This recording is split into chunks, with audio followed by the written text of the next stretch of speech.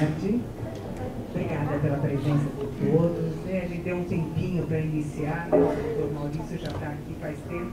Pelo número de pessoas inscritas, a gente está com o auditório lotado. É que eu acho que o trânsito hoje está meio, além do normal, complicado. Então, a gente acabou dando um tempinho, mas vamos iniciar em consideração aí a todos. Obrigada pela presença. O doutor Maurício Jordão é um dos coordenadores da área de cardiologia do Hospital Samaritano, né? Faz toda a parte também de diagnóstico, de imagem. Quero agradecer em especial o pessoal da equipe, né, do comercial do Samaritano, que vem podendo aí proporcionar todas essas palestras. Quero agradecer muito. Passar a palavra para o doutor Maurício. Depois da palestra nós temos o nosso lanche de sempre, vocês ficam à vontade. Vem qualquer coisa, depois a gente conversa. Obrigada pela presença. Obrigada, doutor Maurício. Boa tarde, vocês conseguem me ouvir bem sem microfone? Tranquilo? Dá para ouvir?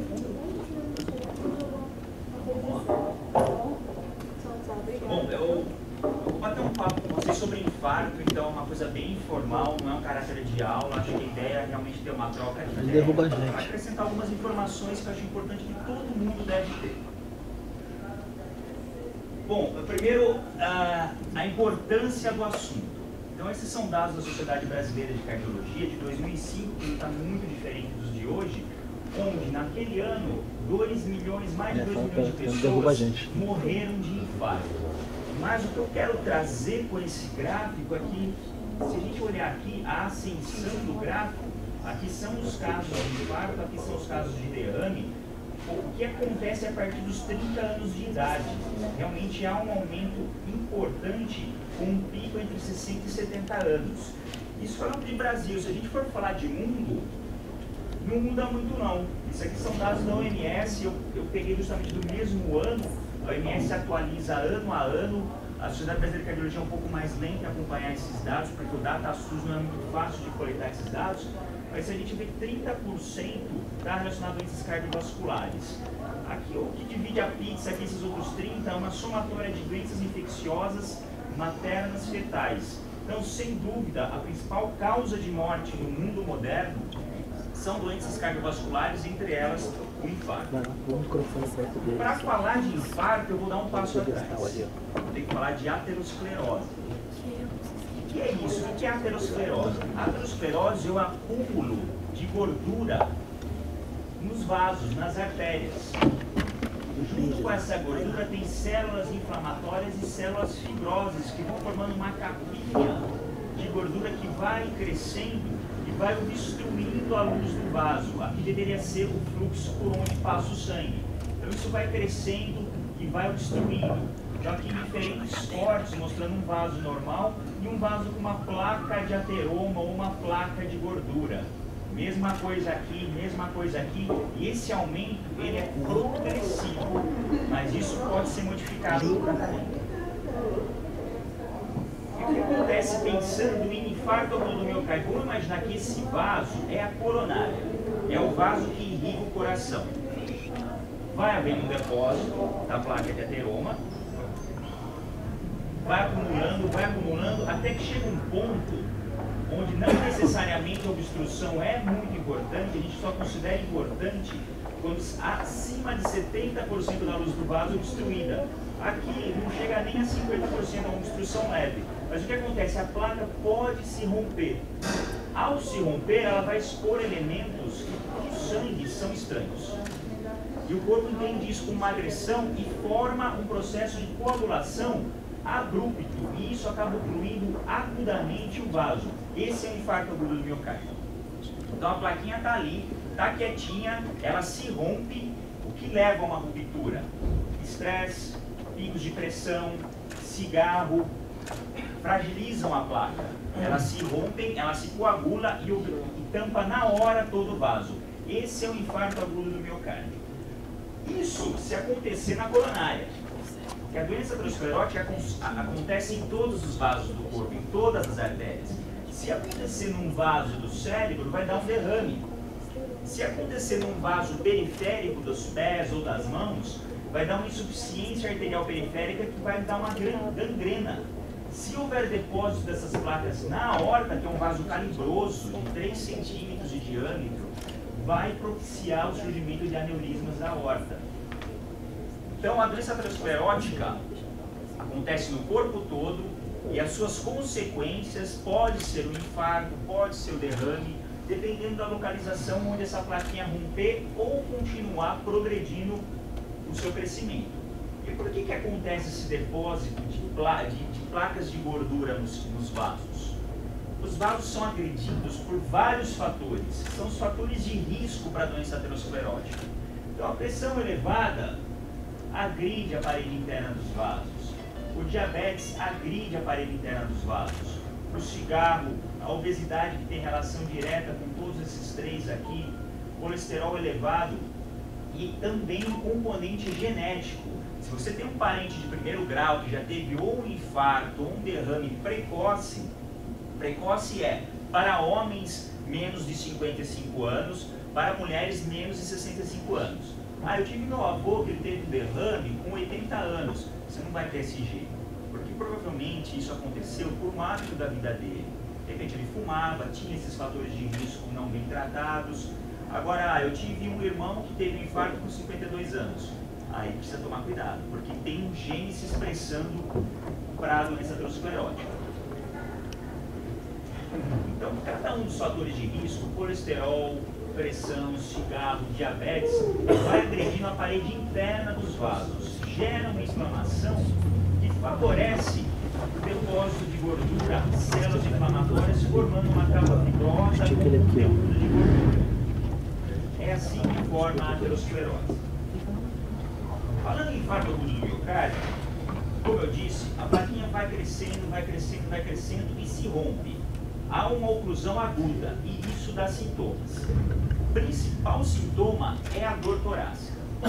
Ela é descrita como uma dor em aperto, às vezes uma sensação de peso, pode ou não irradiar para o braço esquerdo, para a mandíbula. Geralmente vem acompanhada de uma sudorese importante, a pessoa sua muito. Esse é o principal sintoma. Há casos onde o principal sintoma não é a dor torácica, a pessoa vem com um cansaço fora do normal. De repente ela fica com um cansaço.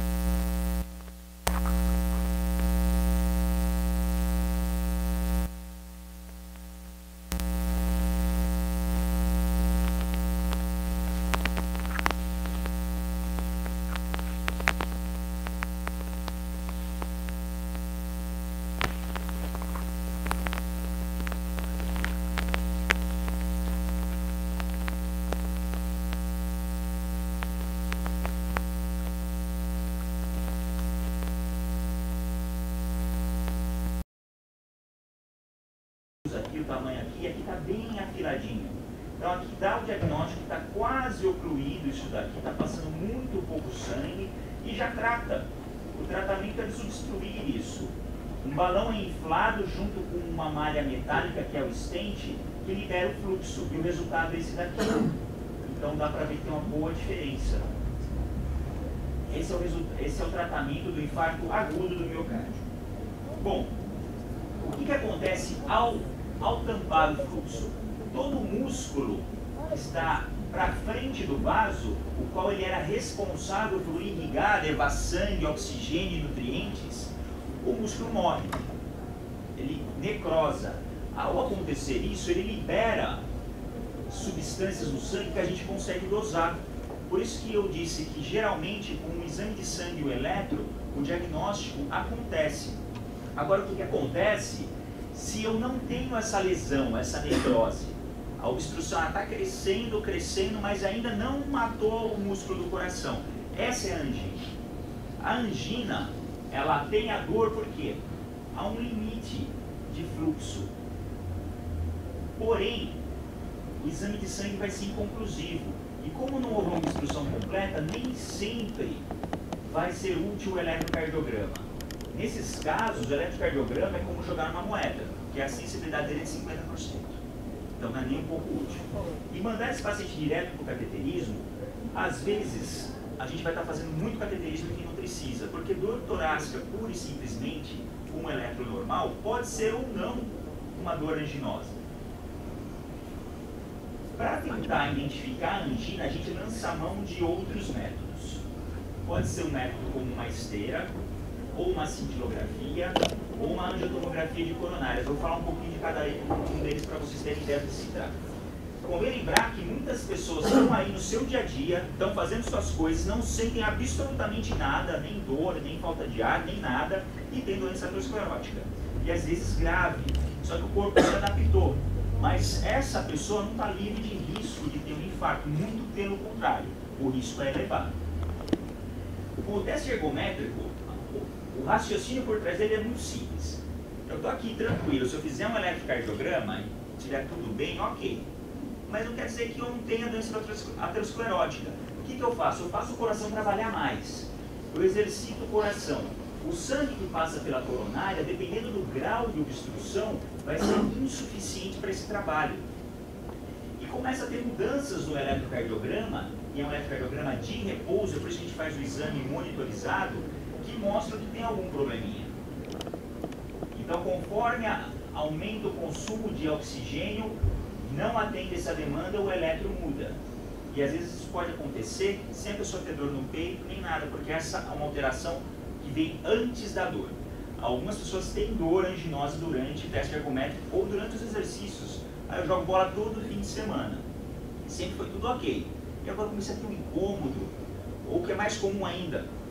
Olha, eu jogo tênis 2 vezes por semana, 40 minutos. Agora dá 20 minutos, eu não aguento mais, eu estou cansado. Isso pode ser um equivalente anginoso, esse cansaço. A cintilografia é um exame, uma metodologia também simples. A gente usa um marcador radioativo, a gente injeta, a pessoa deita numa câmera radioativa que tira fotos do coração. É uma radiação muito baixa, não tem implicações. E o que acontece? Aqui você vê que é uma distribuição homogênea do marcador. Aqui é o coração cortado em fatias, no seu eixo curto, aqui cortado no seu eixo longo.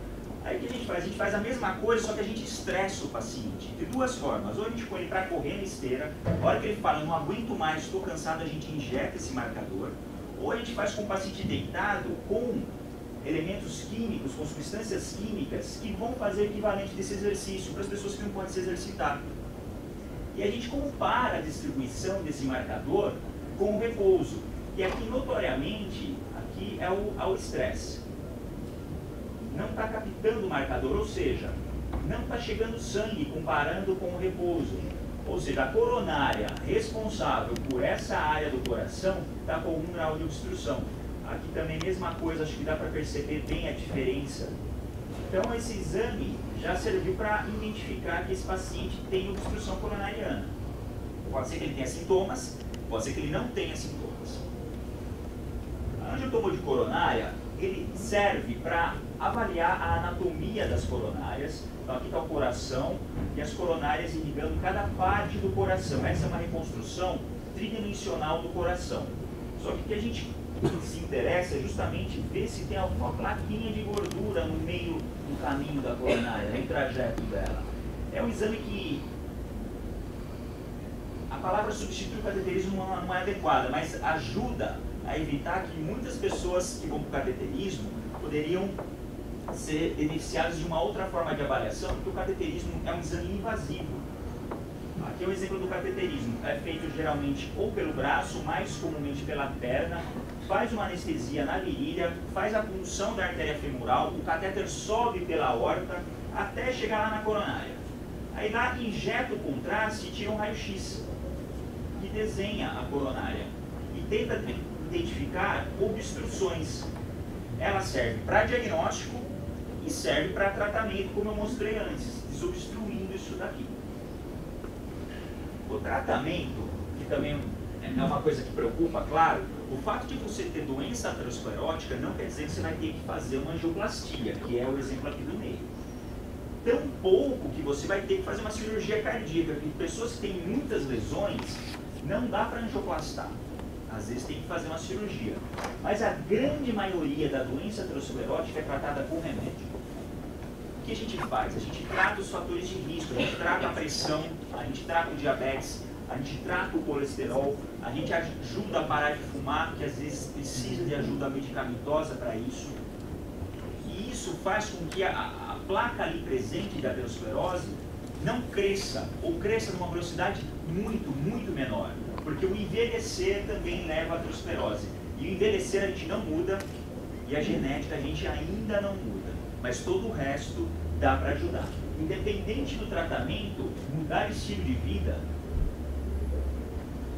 vai fazer parte não só do tratamento, mas também da prevenção da doença aterosclerótica. Então, uma dieta balanceada, atividade física e tentar lidar com o estresse de alguma maneira sempre vai ser benéfico. E para finalizar, eu queria deixar aberto para perguntas, que eu acho que essa discussão vai ser mais interessante. A doença aterosclerótica é muitas vezes uma relação, na maioria das vezes uma relação com o estilo de vida. Então, na verdade, se a gente pensar profundamente sobre isso, trata-se muito mais de uma escolha do que de uma sentença. Bom, agora eu queria agradecer a atenção de vocês e estou aberto aí para perguntas, para discussões, o que vocês quiserem. Para entender melhor, dá para quem já tem algumas placas reverter com a alimentação, mudando o estilo de vida, é reversível ou só não piora? Só com mudança de estilo de vida não tem como reverter. Há algumas drogas que acho que é muito conhecida de vocês, chamadas estatinas, que é a simvastatina, a pravastatina, muita gente usa para o colesterol, que mostrou que consegue fazer regressão de placa. Então a gente não só trata o colesterol, como a gente consegue fazer a regressão da placa, e em alguns casos, quando a placa, deixa eu pegar um exemplo, em alguns casos, essa droga, a simvastatina, ela ajuda a estabilizar a placa, a aumentar o seu conteúdo fibroso, porque isso minimiza a chance dela romper.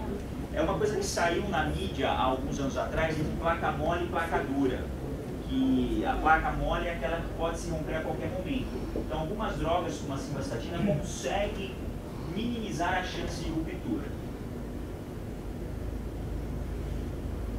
Você comentou, nós sabemos se uma matéria está permitida ou não nesse processo, o exame de sangue é suficiente para saber isso, né? Qual a periodicidade para criar uma profissão preventiva de exames? Então, o exame de sangue, quando acontece a dor torácica, o quadro agudo, qual é o seu nome? A pergunta do Sidney foi se o exame de sangue define a presença da placa de aterosclerose e qual a periodicidade para ser feita. Quando é uma evidência de um quadro agudo, é uma dor torácica, esse é um exame de pronto-socorro. Então ele dosa marcadores de necrose do coração, de morte do coração, que é a troponina e a CKMB. O exame de sangue para prevenção, a gente dosa outra coisa. A gente dosa a glicemia para ver se tem diabetes, o colesterol, principalmente o colesterol que tem as suas frações entre o bom e o ruim. A gente dosa também triglicérides. Então, essa é uma tabela que eu deixo para o final, porque sempre a pergunta acontece. Então, a gente dosa o colesterol, a gente dosa o LDL, que é o colesterol ruim. É esse colesterol que entra dentro da placa. O colesterol bom, ele não entra dentro da placa e ajuda a balancear o ruim. Então, ter colesterol bom é um fator positivo. A gente dosa a glicemia também e há alguns marcadores que a gente dosa para tentar ver se já tem a placa, que não são fatores de risco, que é a tal da proteína C reativa. A gente consegue dosar porque, como eu disse, a placa de aterosclerose tem células inflamatórias. A proteína C reativa é um marcador inflamatório. Ela inflama desde uma unha encravada até uma pneumonia e na doença coronariana também, só que com valores diferentes e com métodos diferentes para análise. Então é possível. A periodicidade depende se você já tem a doença. Eu sou diabético. A sua periodicidade pode ser 3 ou a cada 4 meses, de acordo com como vai o seu controle. Aí eu não tenho diabetes, eu não tenho colesterol, é só check-up. Acima dos 40 anos é anual.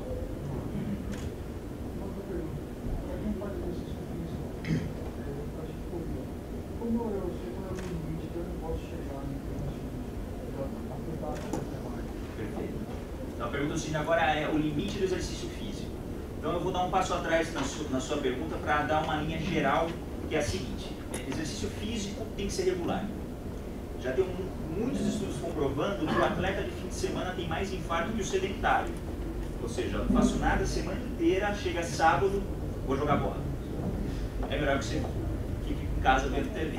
Por quê? Você fica muito tempo parado e aí põe o esforço no coração. E se tiver uma plaquinha ali, esse esforço abrupto a cada 6 dias pode romper essa placa. Esse é o primeiro ponto. A Organização Mundial de Saúde recomenda 3 a 4 vezes por semana por pelo menos 40 minutos e pode ser uma caminhada. Só que a caminhada não é aquela que você sai, bate papo e acabou os 40 minutos foi como se tivesse feito nada. Tem que ter aquele cansaço, aquele suorzinho, aquela coisa gostosa do prazer da atividade física. Há estudos comparando atividade física leve, moderada e intensa. O que dá para dizer é que correr é melhor que andar. Agora o limite disso a ciência ainda não sabe, porque tem maratonistas que têm doença aterosclerótica. Inclusive tem problemas durante treinos e provas. Então a gente acredita que esse meio termo seja interessante. Para a sua pergunta, até quando chegar, pessoas que não têm problema nenhum, via de regra, não há um limite pré-definido. Existem várias maneiras de prescrever exercício. Alguns usam uma forma que tira 220 menos a idade, aquela sua frequência cardíaca máxima. Isso é muito discutido porque às vezes você está na sua máxima e está confortável. Então a gente prefere usar uma escala subjetiva de cansaço. E você vai tentando vencê-la se você não tiver nenhuma doença. Para quem tem doença, aí sim entra limites de frequência cardíaca, que são prescritos de acordo com os resultados ou do teste ergométrico ou do ergospiro, que é um teste ergométrico com uma análise de gases simultânea. Mas só para quem tem doença grave. Senhora? É o seguinte, meu HDL, Seu HDL. Aí conversa com ela diz que isso também pode ser ruim, não é verdade? Não. O HDL bom é o colesterol bom. Porque pode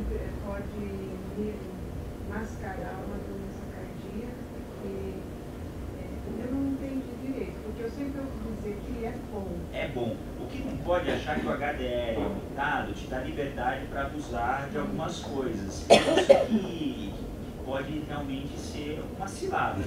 Então, olha, meu HDL alto é bom, mas a minha glicemia de jejum está 110. Não quer dizer que está tudo bem, você tem que trabalhar essa glicemia de jejum. Tem que rever sua dieta, atividade física. O fato de ter HDL bom, ótimo, ponto positivo, mas não quer dizer que você possa ir para a churrascaria todo dia. Acho que essa é a mensagem. Evidente, colesterol é ruim. É ruim. É o seguinte, a pessoa faz um exame, digamos que deve menor que 100, seria ótimo. E de repente, passado alguns meses, ele pode aumentar assim, alto, meses. Pode. Ou o inverso também pode acontecer. Sim, tem duas questões, na verdade tem 3 questões envolvidas. Uma é genética. Existe um colesterol que a gente come, é o exógeno. Esse colesterol é o colesterol que está na gordurinha da picanha, no hambúrguer. Esse é o que a gente come. E tem o colesterol que a gente produz, o fígado produz, esse é genético. Então, para quem tem um colesterol elevado, porque o corpo está produzindo, não adianta virar um monge, vai continuar tendo um colesterol elevado. Aí precisa de tratamento com remédio, porque é uma programação genética e conforme vai envelhecendo tem uma tendência de piora nisso. Agora, essas variações abruptas estão mais relacionadas com o que você come. E existe o terceiro aspecto que a gente ainda não, a medicina não compreendeu muito bem, que tem até questões emocionais envolvidas nisso, de maiores períodos de estresse aumentar e descompensar um colesterol que estava vindo bem. Mas o que mais dá impacto a curto prazo é o por boca. O que mais? Falando sobre o HDL, no meu caso é justamente o contrário. Ele é baixo, ele não chega nos 40 de jeito nenhum. Eu já passei alguns médicos e eles disseram que assim, a melhor saída realmente é uma atividade física regular, assim, de uma forma assim que o senhor explicou, né? Forçando bem o organismo.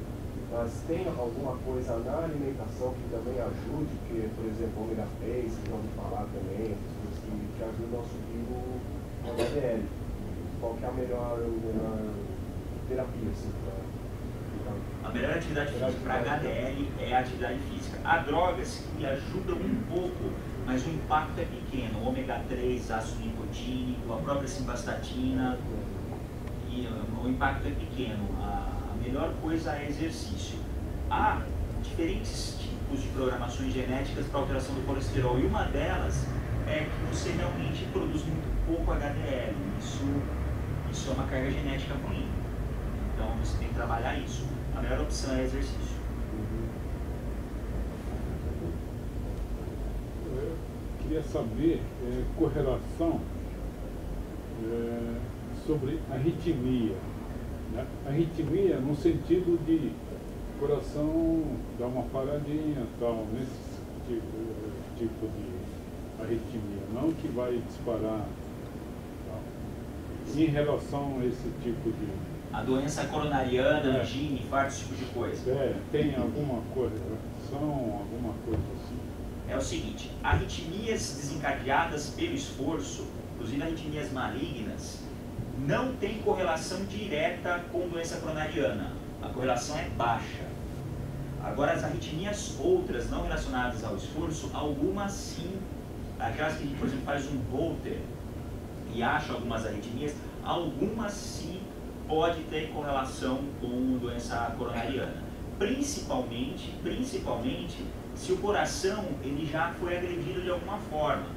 Então, um coração mais crescido, um pouco inchado, porque tem uma entidade que é um infarto silencioso, você não sente nada, nem cansaço, nem nada. Pode acontecer procurando achar uma agressão que passou desapercebida, e muitas vezes a arritmia chega que leva a isso, a essa investigação para chegar nesse diagnóstico. Então, resumindo, arritmias ao esforço não necessariamente, arritmias ao repouso, principalmente com o coração já alterado, pode ser sim. Para quem possui stents, há prazo de validade para eles? Se, na verdade, quando a gente implanta a molinha, o stent, só para entender,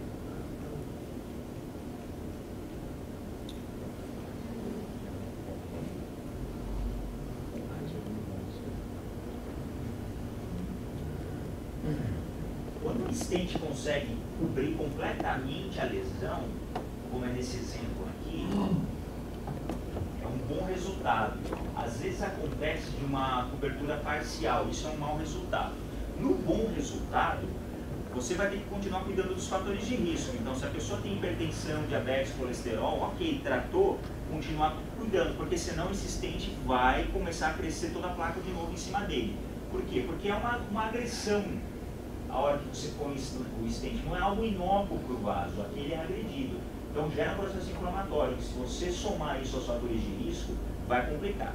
Se tiver tudo muito bem, controladinho, certinho, e ainda dependendo do tipo do stent, que hoje há stents modernos, onde eles são recobertos com substâncias que minimizam a proliferação de placa de gordura.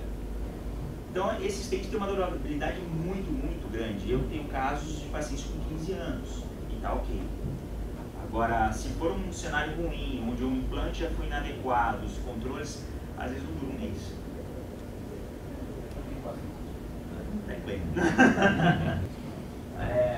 Quando a gente fala em ciência, a gente sempre pensa em estudos testando um grande número de populações. Aí eu vou ser super franco com todos vocês. Tem uma indústria enorme por trás disso.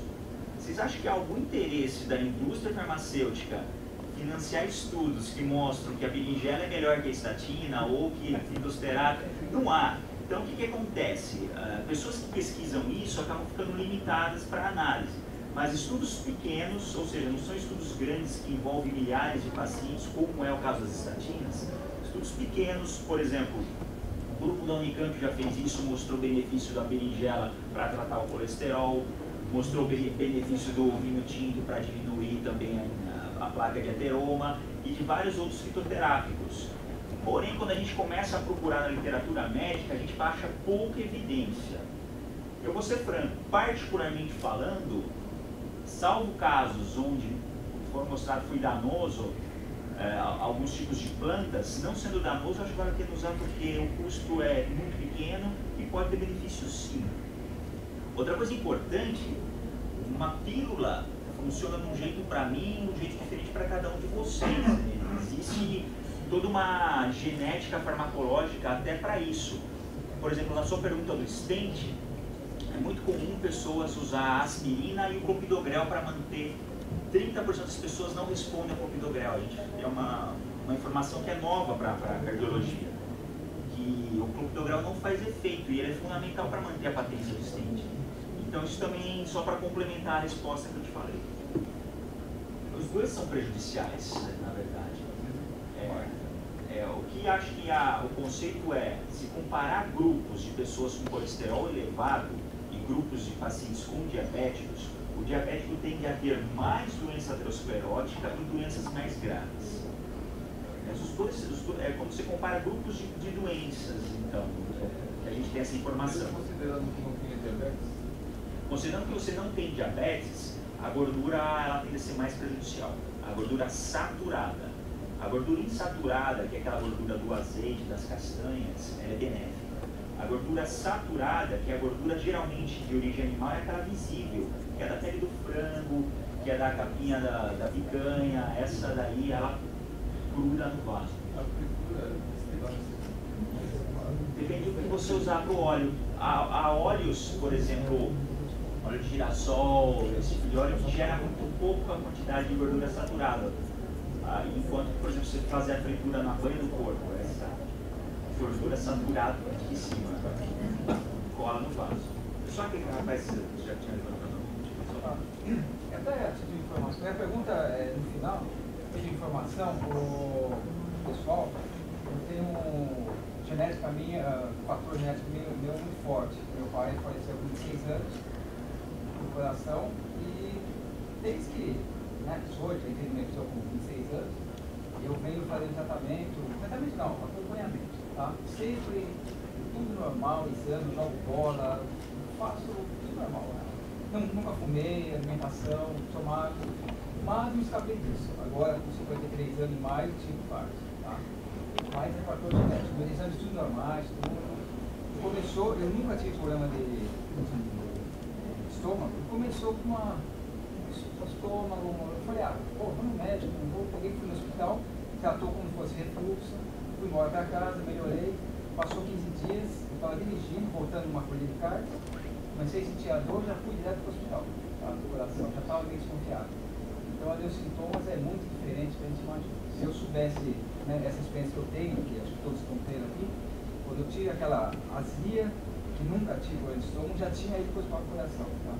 Eu acho que isso é importante. Se tiver alguma dorzinha diferente, vai primeiro ver o coração, o resto depois dá um tempo. Eu vou pegar um gancho na sua. Porque por 20 minutos eu consegui chegar no hospital. E graças a Deus, o coração está excelente.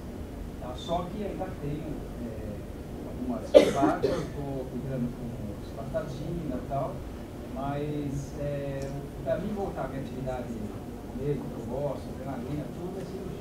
Que já está até marcado. Vou pegar um gancho do seu depoimento. Tá. Aí a minha pergunta, tem duas filhas, que estão passando aí comigo. Eu já, se acontecer, eu estou cuidando. Minhas filhas, uma de 20 e 27. Elas vão também, cardiologista, desde já, no pai, normal. Mas eu falo, você não tem alguma coisa que elas também não fumam, são magras e tal. Mas pode ser minha experiência um pouco negativa aí. Já o médico falou assim, se não tivesse cuidado, você tinha ido com 27, 30 anos. Então, graças a Deus, estendeu um pouco mais. Né? E se no ao meio você, sei lá, acontecer isso, diminuir bastante, né? Bom, eu vou pegar o gancho que tem a ver com essa sua pergunta. Uma coisa que é muito comum, acho que você já conhece alguém que, poxa, eu passei no meu cardio semana passada, fiz todos os exames, fiz esteira, tive um infarto. Como é que pode? Às vezes eu falo, pô, culpa do médico? Às vezes né? Mas tem um conceito que também tem que ter em mente, que é o seguinte: nenhum desses métodos, absolutamente nenhum, tem 100% de sensibilidade. O que é sensibilidade? É identificar quem é doente. Por exemplo, a esteira tem sensibilidade em torno de 70%. O que é isso? Se eu pegar 10 pessoas que têm doença coronariana, for mandar na esteira, eu vou dar diagnóstico em 7. 3 vai ser um falso negativo. Vocês entenderam o conceito? Na cintilografia melhora um pouquinho. em torno de 86% mais ou menos. A angiotomo de coronárias aumenta um pouquinho mais a sensibilidade, em torno de 90% a 92%. Por que eu estou dizendo isso? Primeiro, no seu depoimento, quando uma pessoa chega com uma dor torácica não típica, tem dor que você olha o paciente vindo e fala, ele está infartando. Ele chega suando, com a mão no peito, que é o quadro típico. Agora, os outros quadros que são mais borderlines, você tem que, na verdade, estimar o risco da pessoa.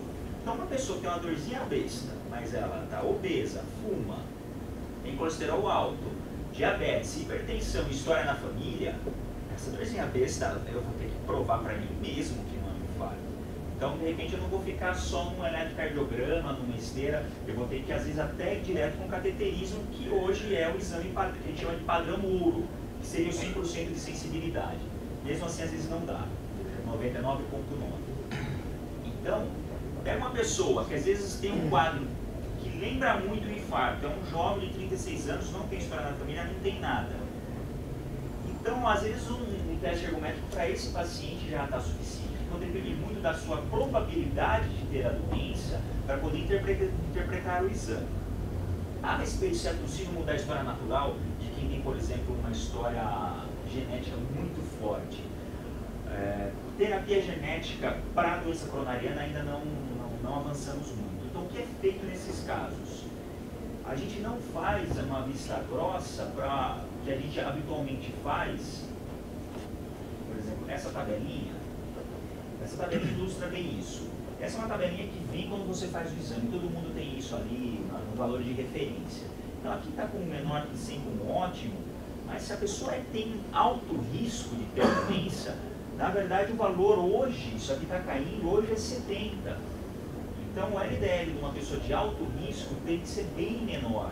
Da mesma forma, minha pressão está 13,5 por 8,5. Será que é boa? Na verdade, o ótimo é abaixo de 12 por 8. Ela está no normal alto aqui. 12,5 por 8,5, está normal, mas se você tem alto risco, ou até mesmo já teve um infarto, não dá para fazer vista grossa com esse tipo de coisa. A gente consegue mudar a história natural. Os genes não estão agindo, mas tudo o resto dá para fazer alguma coisa. Eu volto a dizer, envelhecer e gene a gente ainda não consegue fazer muita coisa, mas todo o resto dá para fazer. Então, acompanhamento de perto, essas pessoas que têm essa história de muito precoce, meu pai infartou com 30 anos, essa pessoa tem que ser seguida muito precocemente. E no mínimo indício de doença aterosclerótica, aí a atuação tem que ser plena. Como assim?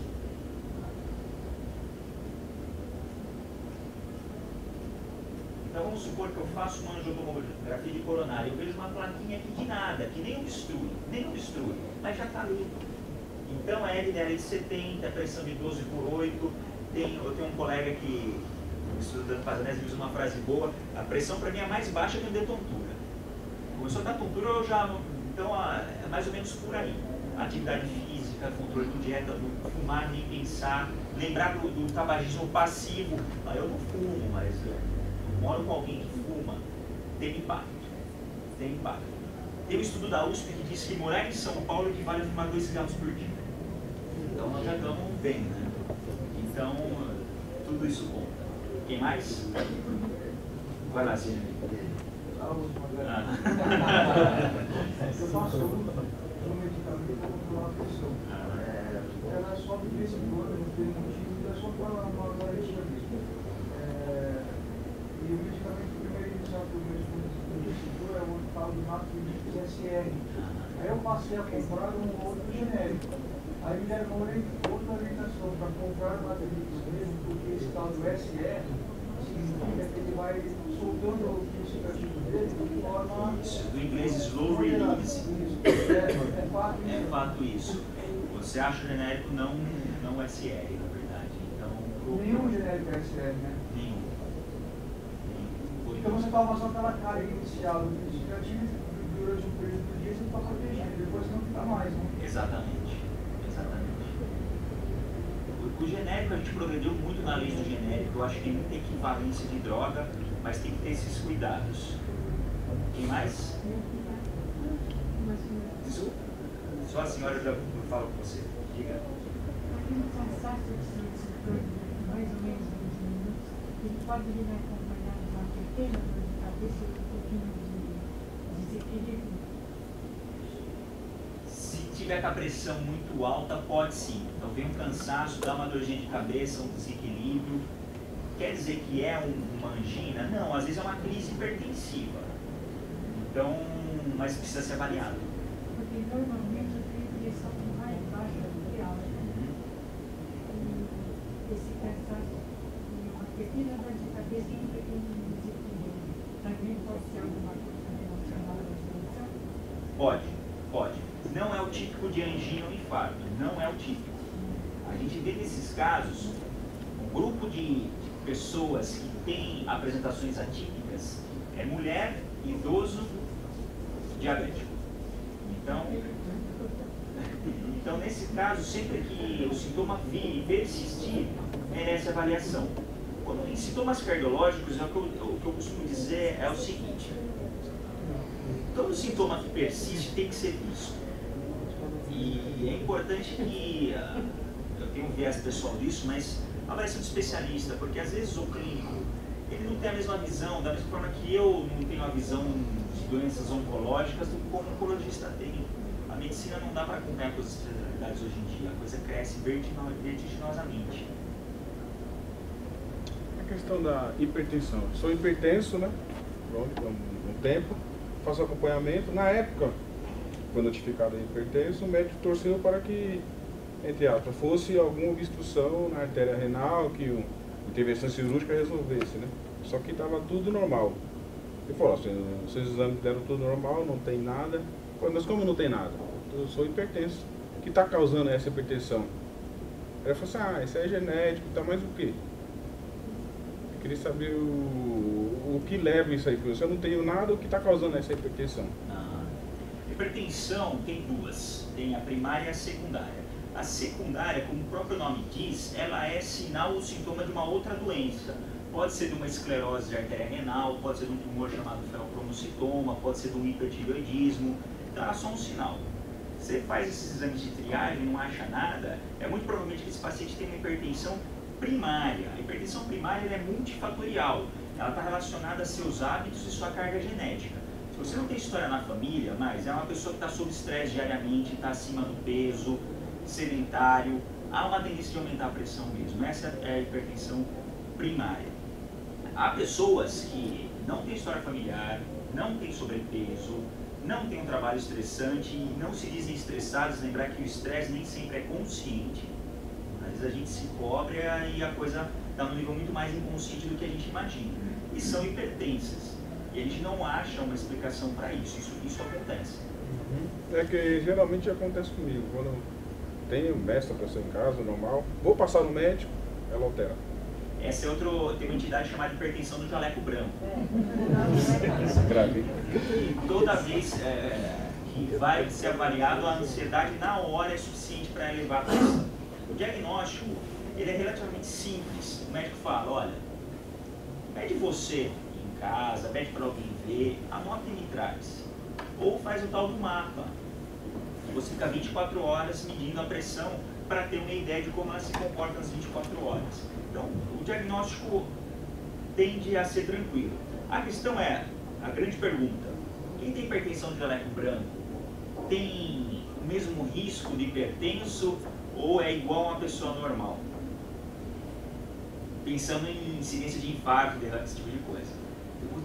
Tem um risco um pouquinho maior, na verdade, porque, na verdade, a grande maioria da hipertensão do jaleco branco pode ser uma situação chamada pré-hipertensão. O que é pré-hipertensão? Olha, eu meço minha pressão, ela está normal, ela está 12/8. Mas eu fui fazer um teste ergométrico e minha pressão foi 220 ao esforço. É normal a pressão se elevar ao esforço, porque o músculo está trabalhando e precisa desse sangue, então vai aumentando a pressão. Mas 220, 240 incomoda, é muita coisa. Então, o meu já chegou a essa pressão, eu não sentia nada. Então, isso é pré-hipertensão. O que é isso? Você tem genes que vão se expressar num futuro que pode ser próximo ou não, dependendo de uma série de fatores ambientais e pessoais. Quem mais? O colesterol ele entra na placa, verdade? Ele entra. questão é qual é a função da simvastatina? Ele dissolve lentamente? Como é isso? Ele vai tirando, reduzindo a placa? A principal função da simvastatina, ela age como uma enzima do fígado que contribui para a formação do LDL. Ele diminui a formação do LDL. O LDL que está lá na placa, que já entrou, o impacto dela, da simvastatina, não vai ser nela, vai ser nos receptores da superfície da placa para diminuir a resposta inflamatória. Então, na verdade, aquela gordurinha dentro da placa, a simvastatina não vai agir muito sobre ela, não. Eu sinto te dizer, frustrar suas expectativas, né? Mas não vai ser o foco dela, vai ser o que está produzindo, para não entrar mais. É só cirurgia que pode tirar essa placa, não tem outra saída? Na verdade, a placa nem cirurgicamente ela é removida. O stent, quando faz angioplastia, ele espreme essa plaquinha, mas ela fica ali, entre o stent e a luz do vaso. O que ele faz, ele desobstrui a luz do vaso. É um cano entupido que vai lá e abre, mas não é retirada, não é removida. Por quê? Porque ela é aderida à placa, à parede do vaso. Não tem como. Uma vez formada, não tem mais como... Uma vez formada, ela pode estabilizar com a simvastatina, evitar que se rompa. Em algum grau há uma redução muito leve, mas ela vai ficar limpa.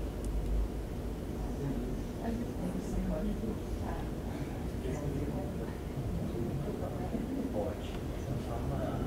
Existem casos de ruptura de coronária? Existe. Então isso é minimizado controlando a pressão em ATMs que você insufla o balão.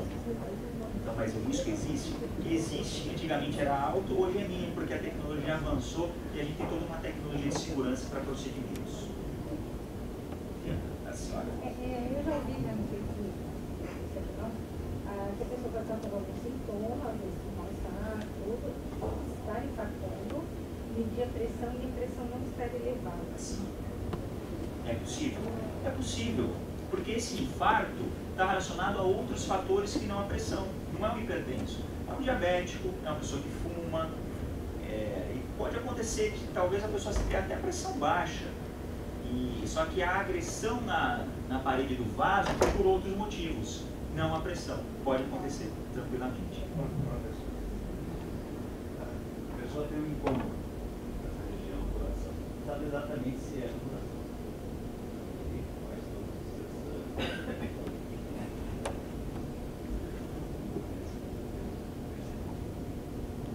Poderia ser bem pior se não fizesse exercício. E não tem um resultado prático. Então, esses exames de certo esse resultado tem resposta para esse ponto. Como se fibrilando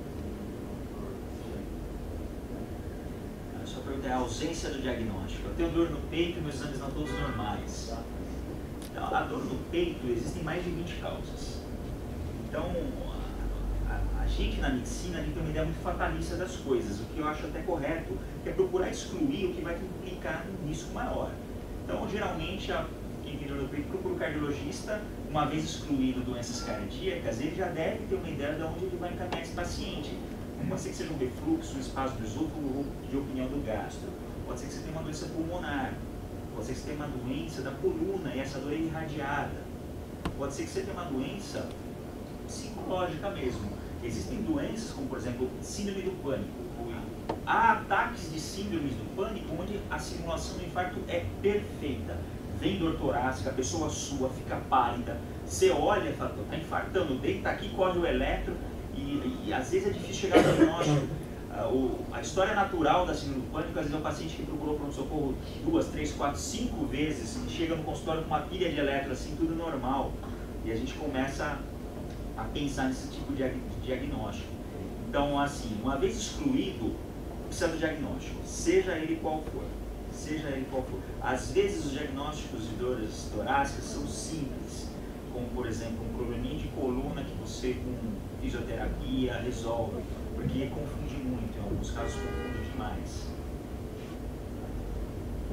O triglicérides, né? Qual a influência dele nessa questão do coração e como fazer para diminuir ele?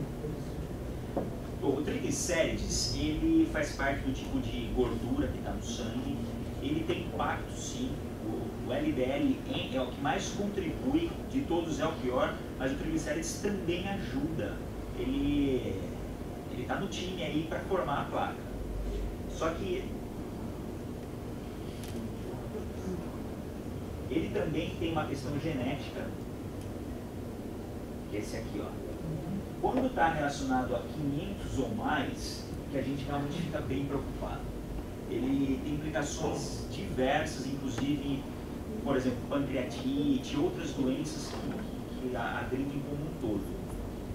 A gente fica preocupado em tratar nos pacientes que estão com os valores altos, acima de 200 ou muito alto, de acordo com o risco do paciente. Às vezes a pessoa tem 250, 300 triglicérides, não tem outro fator de risco nenhum, a gente insiste em atividade física e dieta. Apesar de que tem uma expressão genética que é HDL baixo, triglicérides alto, tem um tipo de gente que é assim. Então, às vezes a gente insiste por 3, 6 meses, se não está resolvendo muito, a gente tenta melhorar um pouquinho com droga. Mas às vezes o resultado não é muito bom. O melhor é o exercício mesmo. O exercício eu acho que tem que ser um conceito onde a gente não pode esperar ter uma doença, estar com o colesterol ruim, deve ser um hábito mesmo, porque é saudável. E o impacto dele é em vários pontos. Ajuda a controlar o peso, ajuda a controlar o diabetes, ajuda a controlar a hipertensão, ajuda a controlar o diabetes, ajuda a controlar a depressão. Quem tem atividade física tem menos estresse, tem menos incidência de câncer. Então é uma coisa que a gente tem que incorporar no nosso dia a dia. Eu sei que não é fácil. Não é fácil. Mas é complicado a gente ter que chegar num ponto onde eu vou ter que fazer. Eu deveria estar fazendo ter feito antes, que eu pensei que seria muito maior. Deixa eu ver quem não perguntou ainda. Senhora. Remédio para pressão. A minha pressão sempre foi 12/8. Determinado tempo lá atrás, por questões de... Minha pressão foi para 18/24. Aí o médico me deu o remédio. Ele pode ser suspenso? A hipertensão é considerada uma doença crônica. Então, diferente, por exemplo, de uma amidalite que eu tomo antibiótico 7 dias e tal, que a infecção foi embora, a hipertensão não se comporta dessa forma.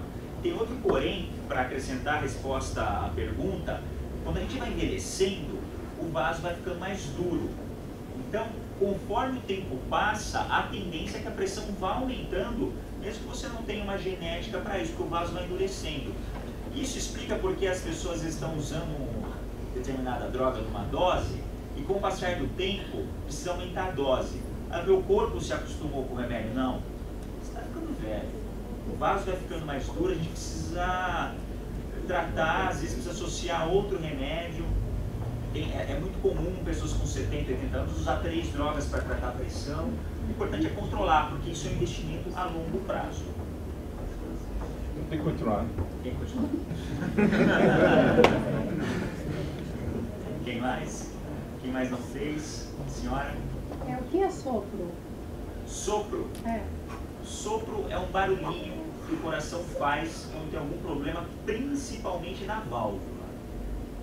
Então a relação de sopro e doença coronariana é mínima, mínima, mínima. Acontece quando eu tenho um infarto, o coração vai dilatando, com esse aumento do tamanho do coração, o anel da válvula vai aumentando também, então começa a escapar sangue ali, e aí tem o sopro. Geralmente o sopro está relacionado a outras doenças, a mais comum no nosso meio é a febre reumática. Então, porque eu tenho sopro, ele falou que não é para me preocupar, né? Mas não deu assim nenhum medicamento, nenhum tratamento alternativo. Existe o sopro que é um sopro funcional, que a gente nasce com ele, geralmente some, mas não sumindo. E vendo que a válvula funciona bem, não se preocupe com isso, não vai ter impacto nenhum. Quem mais? Obrigada. Vou fazer a série dos 3 aqui, então começa com você. Prevenção. Para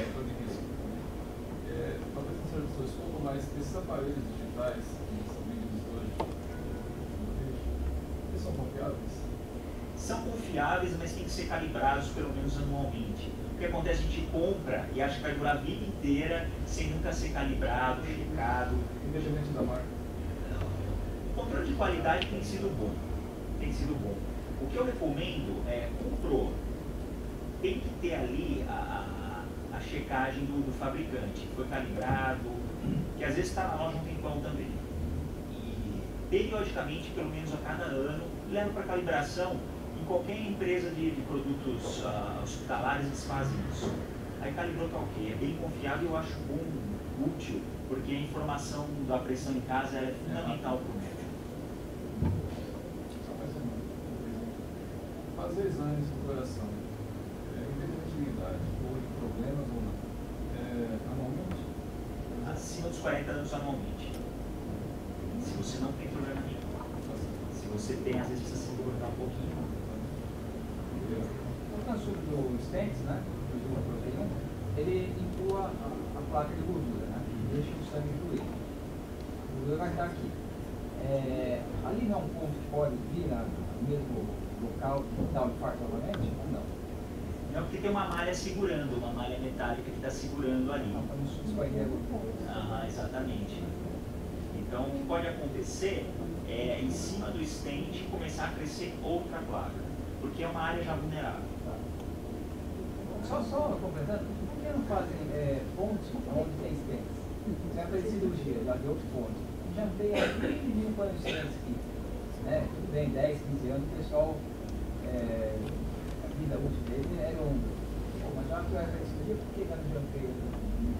O que acontece, na maioria das vezes, porque acredito que foi o seu caso, quando você chega com um quadro de infarto agudo, tenta músculo. Enquanto o vaso está fechado, está matando o músculo do coração. Então você tem que abrir rapidamente. E a maneira mais rápida é pelo cateterismo. Aí abriu, viu que tem outras lesões, quando tem múltiplas lesões é cirurgia mesmo. Mas você colocar, porque a ponte, ela pode ser que dure bastante, principalmente a mamária, dura bastante a mamária, a safena nem tanto. Mas no vaso que está aberto, é meio... O raciocínio é você contar com a sorte, porque pode ser que isso se identifique bem, pode ser que não, mas o mesmo pode se passar com a ponte. Até como vai fazer no meu caso, outro ponto, já não faz, não, ali não se mexe. Não se mexe, porque está funcionando, né? Está funcionando, vai mexer para quê? Agora, se houver indícios de que já está com uma restenose precoce, está fechando, às vezes acontece um mexer. Mas se está ok, deixa quieto. A gente perde também não se mexe, né? Exatamente. E o organismo, quanto menos invasivo você for, é interessante. Assim, a gente sabe que estresse, ansiedade, sim, a maior parte assim, da fatura está na própria pessoa, né? Mas tem, além da atividade física, da leitura, tem uma coisa que ajude a controlar assim, essa carga de emoção, assim, por exemplo, eu sou um cara meio nervoso, então eu sei que às vezes eu me pego lembrando assim, às vezes de discussão, problema, coisas que aconteceram semana passada, semana retrasada, coisas que vão acontecer mês que vem, então aquela coisa, estado de alerta frequente. Alguma coisa assim, não só na minha educação, no meio da educação, mas alguma dica para ajudar a um pouco melhor? Bom, a questão da ansiedade, diferentes momentos da nossa vida a gente vai ter diferentes níveis de ansiedade. Agora existe uma coisa que é o transtorno ansioso, que é uma doença. A gente fala que é doença porque começa a ter um impacto na vida da pessoa muito, muito negativo. O transtorno ansioso ele é um leque muito grande, desde o que a gente chama de transtorno de ansiedade generalizada, até mesmo a síndrome do pânico, ela é um dos pontos desse leque amplo de manifestação de ansiedade. Uma ansiedade ao extremo que leva ao pânico. Então, há casos que precisa tratar mesmo um acompanhamento psiquiátrico quando começa a ter impacto muito negativo em qualidade de vida e produtividade. Agora, quando a gente, por exemplo, você tem um projeto para entregar, tem 3 meses, esses 3 meses vai ser a barra mesmo. A gente sabe que a atividade física influencia, alimento influencia, por incrível que pareça, alimento gorduroso não é ruim só para o vaso, não. Já tem um monte de estudo mostrando onde alimentos gordurosos aumentam o nível de ansiedade. Às vezes a gente se vale de algumas coisas para aliviar a ansiedade e na verdade é lenha na fogueira, que é, por exemplo, refrigerantes, cafeína e álcool. Eles têm uma ação, o álcool principalmente, que no momento é interessante, mas o uso frequente pode piorar a sua ansiedade, na verdade. Há terapias alternativas que são fantásticas, com comprovação de literatura, como é o caso de acupuntura, até mesmo meditação para uma pessoa que é ansiosa. Há várias alternativas. Cabe a pessoa achar aquela que ela se identifique mais. Por quê? Porque ela vai ter que aderir a isso. Por exemplo, tem gente que não adianta, já tentou várias vezes fazer exercício e nunca vai conseguir. Por quê? Porque não consegue criar esse hábito, mas em compensação ela consegue ter um hobby, consegue pelo menos trazer algum benefício no sentido de desligar as suas atividades, diminuir sua ansiedade. Então é importante você achar aquela que te identifique mais, porque você vai ter que aderir a isso. Assim, só aproveitando esse caminho, até que ponto só a ansiedade, independente de quaisquer os sintomas,